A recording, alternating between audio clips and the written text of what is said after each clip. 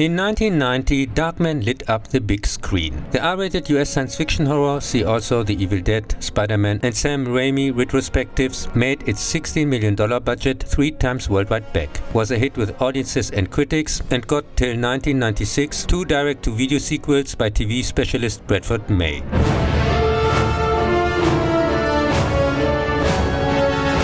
Scientist Peyton Westlake invents artificial skin, which dissolves after 99 minutes in sunlight.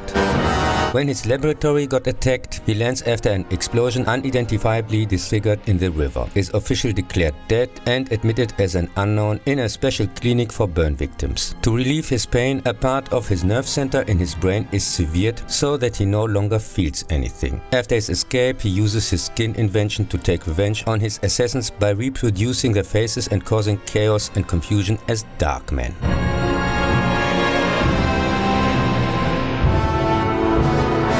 The eerie soundtrack is by Danny Elfman, who later also created for Raimi the Spider-Man soundtrack. The sequels, scored by Randy Miller, use the same themes.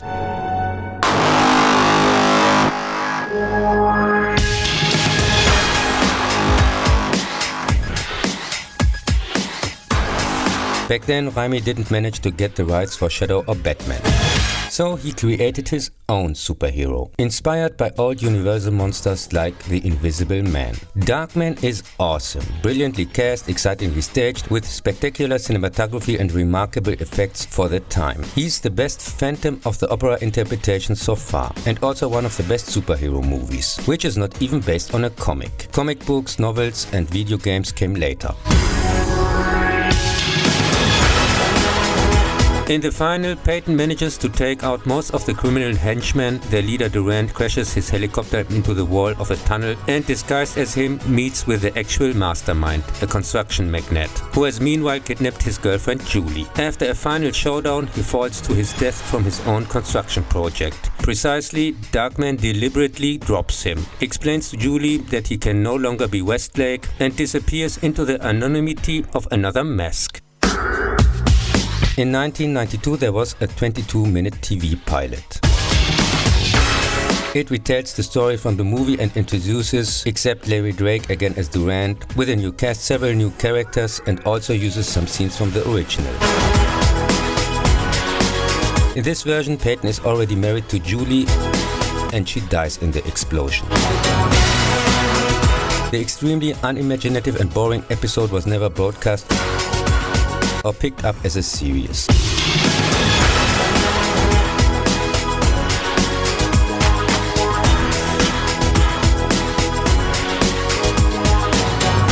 In 1995-96, the direct-to-video to garbage can sequels Darkman 2 The Return of Durant and Darkman 3 Die Darkman Die appeared under different direction. Again with scenes from the original, new cast except of Larry Drake as Durant, and total miscast with the later chubby mummy actor Arnold Vosloo as chubby Darkman.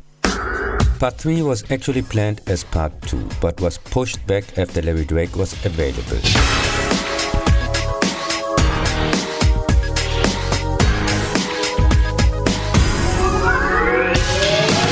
In Part 2, Durant returns with a nonsensical stupid plan, kills for no reason a scientist, which Peyton just happened to be working on extending the skin time limit, only to get his building as a space for developing, producing and selling some stupid impractical weapons.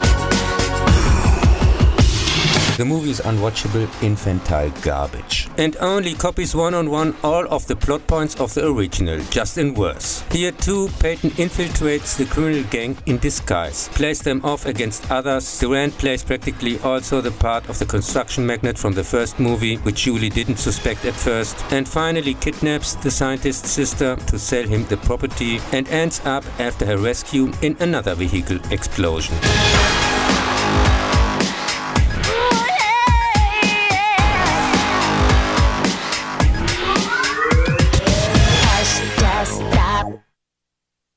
There's nothing you can do or say. In D Darkman D, Westlake's blood is used by a criminal businessman to make himself and a few of his men super strong. Here, drug lord Ruka buys the burn specialist who treated Westlake after the explosion back then. She wins his trust and offers to let him work with her DNA sequencer. to produce more of his liquid skin, now perfected with no time limit. However, she only implants him a sensor, which triggers intense pain impulses via remote control. Ruka takes his sample vial with the permanent liquid skin and the only disc with the research results, and he is held captive for experiments. When he manages to free himself, including from the pain sensor, he sets out to get his research back. In the process, he meets Ruka's family, suffering under his regime. The movie is Citizen Kane compared to Part 2, but as usual this doesn't mean much, as he is staged by the same unimaginative wannabe director Bradford May.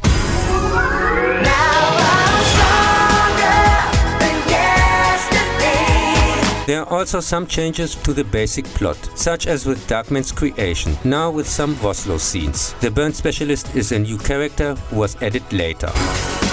The artificial skin is now also just a liquid that magically takes on the desired shape when applied.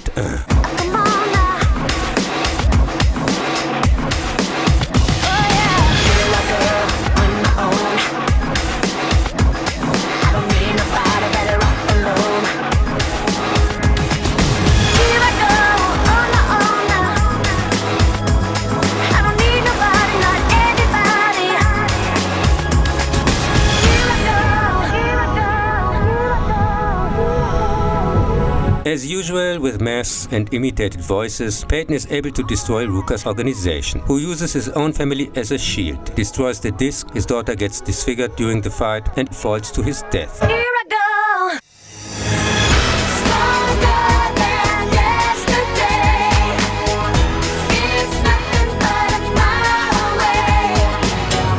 My loneliness ain't killing me no more.